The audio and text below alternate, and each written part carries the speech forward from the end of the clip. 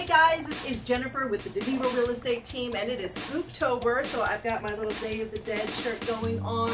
We've got some scary stuff we're going to talk about this month. One of those is the scary subject of low ball offers. Realtors get scared. Buyers and sellers, oh, low ball offers. When is it good to make one? When is it not good to make one? Well, we're going to discuss that right now. So the Vivo Tribe, get ready to be educated, motivated, and making great real estate decisions.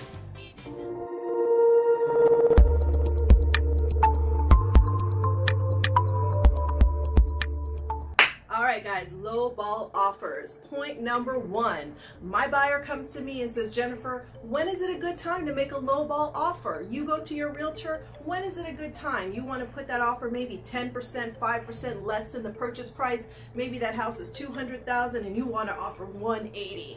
So this is what I would say. When is it a good time to make a low ball offer? I would say 60 to 90 days after the house has been on the market. You might ask, hey, what's 60 to 90 days? Why not just immediately? I don't feel that house is worth that. Well, imagine that it's your house. Imagine that I'm your agent and I say, okay, dear Mary, dear John, we're going to put your house on the market and I'm going to work to get you the best price possible. You get your house ready, you get pictures done, you slap that baby on the internet, and bam, all of a sudden people are coming, they're looking at the house, and then you get this low offer. It's like day 3, day 10. You're going to be like, you know what? I just put my house on the market.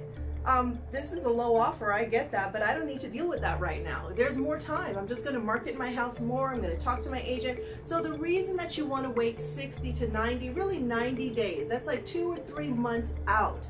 At that time, if that house is overpriced and that house is not worth it for one reason or another, it's still hanging out there. Well, now the seller's been like, well, you know, we've had this house on the market for a while and I haven't gotten the offer that I wanted. And the realtor's in their ear saying, you know what, I think if the house is looking good and we're doing all our marketing and we're not getting the offer that we're looking at, we've got to consider lowering the price. So they may lower the price and they may at that time be ready to look at something that's lower, a lowball offer. So when you're looking online and you're saying, what are the houses that I can throw my lowball offers on? Definitely look for days on the market, 60 to 90 plus days on the market, and get ready to take your pitch. Okay, say you are that buyer that says, you know what, Jennifer, I don't want to wait 60 to 90 days. What is stopping me from just going ahead and just writing up a contract, a low contract, and stick it in there? Well, there's a few things.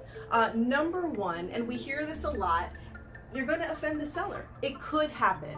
And it's not a tactic where your realtor doesn't want to write up the contract or your realtor is trying to make less money, because honestly, the difference between a $200,000 commission and a $180,000, not that much. Realtors really want to put you in a contract where you are going to succeed, that you're going to get into negotiation where you have strong negotiating power. And so what happens is if you put a low offer right up front and you really want that house, yes, you could risk offending the seller. I have been on the other side. I've been on the other side when we get that offer, and I have sat with my seller afraid to send it to them. But of course, you know, we have to give them the offer. We can't prevent your realtor. And this is what you should know. No realtor can not present your offer. No realtor cannot tell you, I'm not going to write that offer. They really need to be obedient and listen to you. After they've given their advice, I give my advice, and then all of a sudden I'm like, okay, this is what you want to do, let's go ahead and do it. But just realize that when that seller sees that offer and it's very low, they may just decide not to negotiate with you. Yes, you can go back to the table and maybe put in something a little bit higher, but they already have a bad taste in the mouth. And I can see many times where negotiations go south. That seller remembers such a low offer. How did they think my house was worth that? I don't even want to deal with these people. I hear that many times when we see the lowball offer. I don't want to deal with these people. And you don't want that to be you. I would say, remember, the purpose of an offer is, yes, you want to get the most competitive price that you possibly can present, maybe a little bit low, but you want to bring that seller to the negotiating table. You want to have a back and forth where you feel like, okay, I offer this, maybe you counter that, maybe I offer this, and we get to a price that is a win for you, that is a win for the seller, because the seller has to maybe move, they maybe have to pay bills, they maybe have to go across country, they've got to pay the realtors, and of course you want to make sure that you're buying something that's not overpriced and that's going to meet your payments and that's going to help you reach your financial goals. Okay, Vivo Tribe, so those are my 2 big points about lowball offers, but I want to leave you with a tip. There's another little thing that you can do to kind of sideway yourself in with a lowball offer and see and kind of test the waters.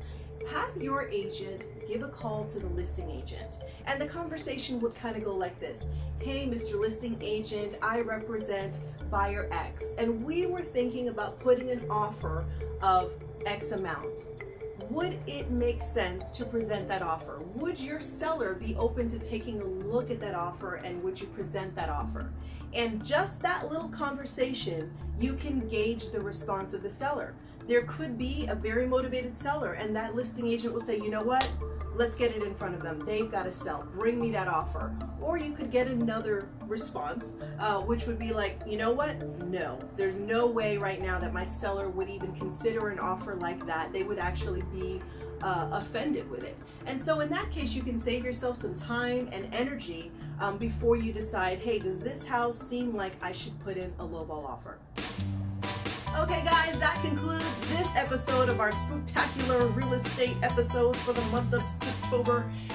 Just thank you again to the Vivo Tribe. We are growing and you guys are reaching out and connecting with us, and we just love that. We're a little bit behind, but we are adding on some team members to help you guys out. If you can't get a hold of me, of course you can always call me or text me directly. You got my number, and we're just happy to help you get advice, help guide you, help be your realtor, help sell your home, and just give out good information. So I hope that this gives you great education and motivation and empowers you to make great decisions in real estate. We are Vivo Realty, and we are helping you find your way home.